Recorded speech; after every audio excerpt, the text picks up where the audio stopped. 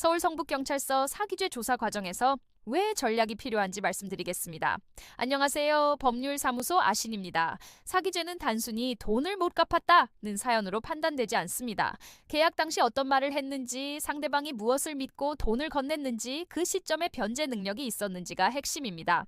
조사실에서 상황 설명을 하다 보면 본인의 해명이 오히려 고의 인정처럼 정리되는 경우도 있습니다. 상식적으로 납득이 어렵게 느껴질 수 있습니다. 그래서 감정이 아니라 구조로 접근하는 전략이 필요합니다. 경찰 조사 단계는 방향을 정하는 자리입니다. 한 번 남은 진술은 이후 검찰과 재판에서 기준점이 됩니다.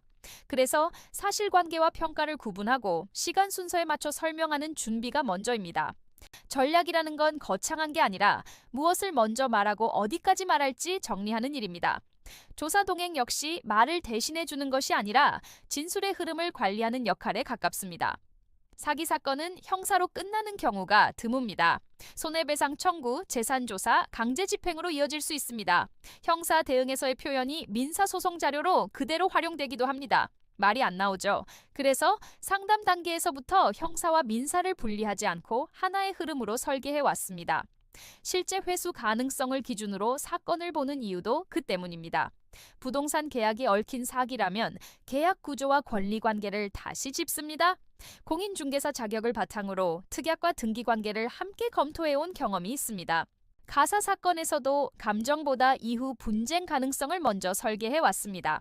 출입국이나 행정처분까지 연결될 수 있는 사안이라면 더더욱 하나의 사건 흐름으로 종합 검토해야 합니다. 2009년 사법연수원 입소 이후 형성된 기준은 단순합니다. 상담은 설득이 아니라 정밀한 진단이라는 점입니다. 2014년 개소 이후 금액이나 사건 처리와 관련해 분쟁 없이 유지해온 것도 과장보다 현실적인 설명을 우선해왔기 때문입니다. 모든 사건을 내일 바로 진행한다는 기준으로 자료를 준비해두는 방식이 전략의 출발점입니다.